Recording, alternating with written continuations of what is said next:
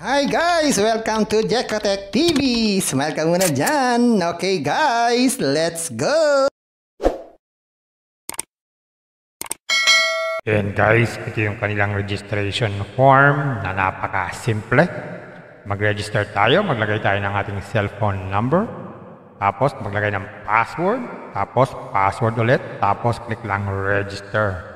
Gawin na natin. Yan, ganyan lang kasimple. Click natin register. Yan, naka-register na tayo. At sabi dito, sign up and earn 60. So meron tayo agad makukuhang 60 pesos. At pwede pa tayong mag-check-in daily. Makakaroon daw tayo ng 5 pesos to 40 pesos every day. So maliban dyan, wala na pong ipang libre. Ang kailangan na sa iba ay mag-invest na. So check din natin yung mga investment na kanilang inaalok. Ano bang klaseng investment yan? Dito sa home, yan, ito yung mga investment. Pinakamaliit na investment ay 320 daw. Na meron daw itong 95 pesos everyday na kita. And guys, ang pinakamaliit na investment ay 320. Ito daw ay may cycle na 95 days at ang total income ay 2,850. Pero ang everyday na kita ay 30 pesos lamang. Ang susunod ay merong kitang 140 everyday. Ang cycle naman ay 100 days. Ang total ay 14K.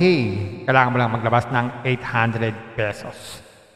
Ang susunod dito ay mayroong daily income na 325. Ang cycle ay 105 days.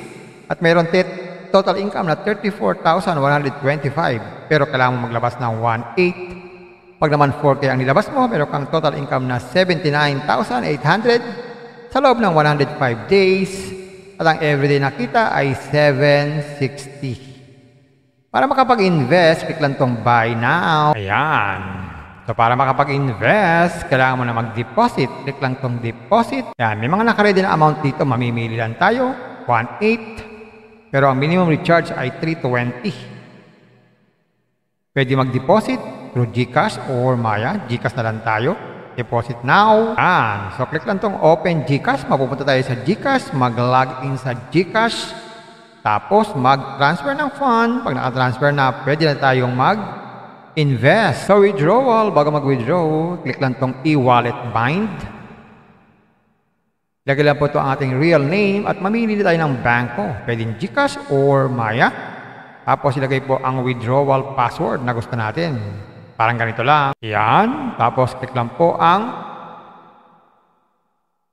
submit. Yan. So, okay na. So, check natin magkano ang minimum withdrawal dito. So, ang minimum withdrawal pala dito ay 60 pesos. Pero may bawas na 6% at ang time ay 10 a.m. to 9 p.m. So, hindi unlimited pala to. At ang arrival ay 10 minutes to 5 hours. So, hindi siya unlimited na withdrawal na araw-araw na 1 to sawa. As may bawas pa. Pero meron tayong 60 pesos. Try nga natin kung mawi-withdraw natin yung 60 pesos natin. Lagyan natin dito ang withdrawal amount. Yan, 60. Method, GCash. Password. Yung ating withdrawal password. Tapos submit withdraw. Yan. So, ang sabi dyan, hindi pwede. Yan, hindi pwedeng withdraw ang ating pera na 60 pesos. Kailangan mo lang mag-invest. Check pa natin yung iba. So, meron siya ditong history. Malalaman natin yung kanilang history at saka customer service. Para tayo tumawag kung tayo may problema sa ating account at umasa sa channel para tayo po makipagkwentuhan at mag-download doon ng app para mabilis daw tayong makapag-login. Ayan, guys, nakita natin itong application na to. Mabilis din mabawi ang puhunan. Kaya ito ay para sa mga risk taker lamang. Kung kayo ay napadaan lang sa channel ko na naghahanap ng panghabang buhay o pangmatagalang investment, hindi ito ang hinahanap ninyo. Dahil ito ay walang kasiguruhan. Maaaring ito ay tumagal, maaaring hindi naman. At sa mga risk taker, ingat din bago mag-invest. Pampaalala, ang ganitong mga application, minsan tumatagal, pero minsan sandaling-sandali lamang. Kagaya itong application na ito, ang hula ko dito, tatagal ito mga 4 to 5 days. Pag sumobra dyan, swerte na tayo. Kaya maging mag-ingat sa ating pag-i-invest. At kung wala kayong pag-invest,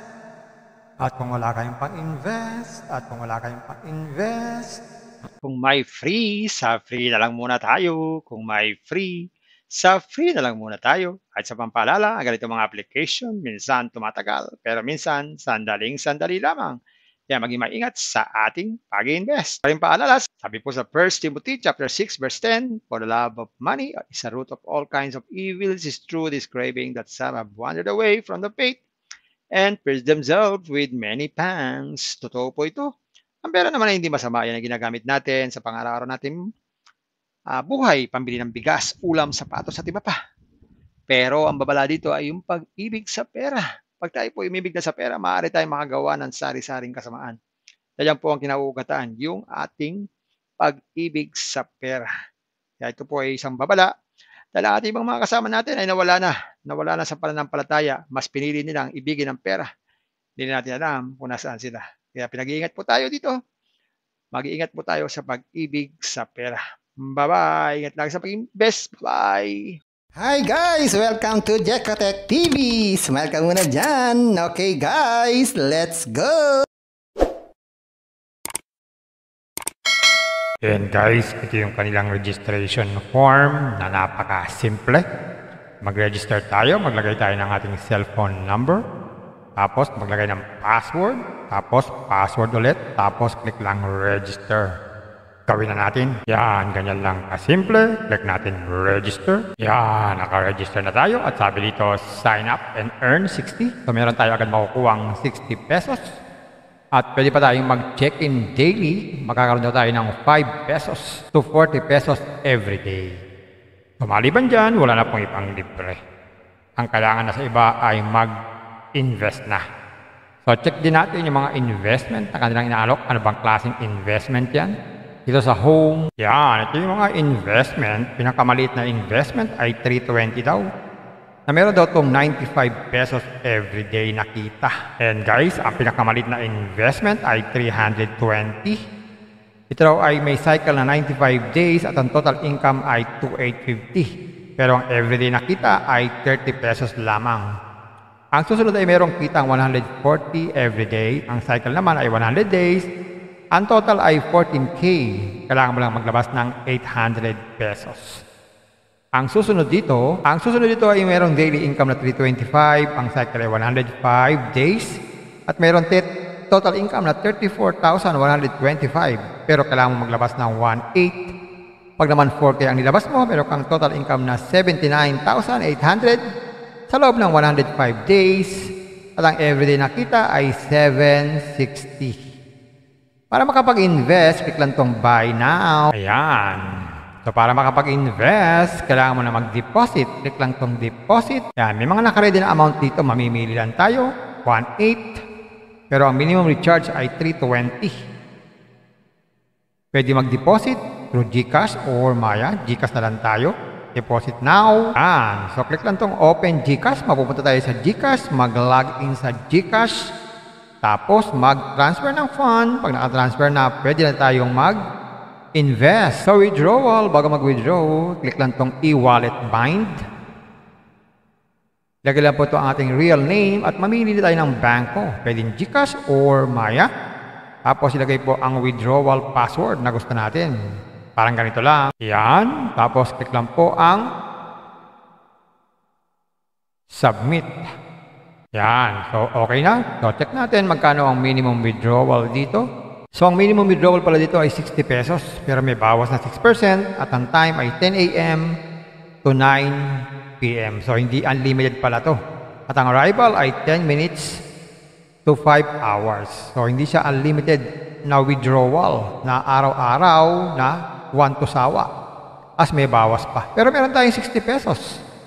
Try nga natin kung mawi-withdraw natin yung 60 pesos natin. Lagyan natin dito ang withdrawal amount. Yan, 60. Method, GCash. Password. Yung ating withdrawal password. Tapos submit withdraw. Yan. So, ang sabi dyan, hindi pwede. Yan, hindi pwedeng withdraw ang ating pera na 60 pesos. Kailangan mo lang mag-invest. Check pa natin yung iba. So, meron siya ditong history. Malalaman natin yung kanilang history at customer service.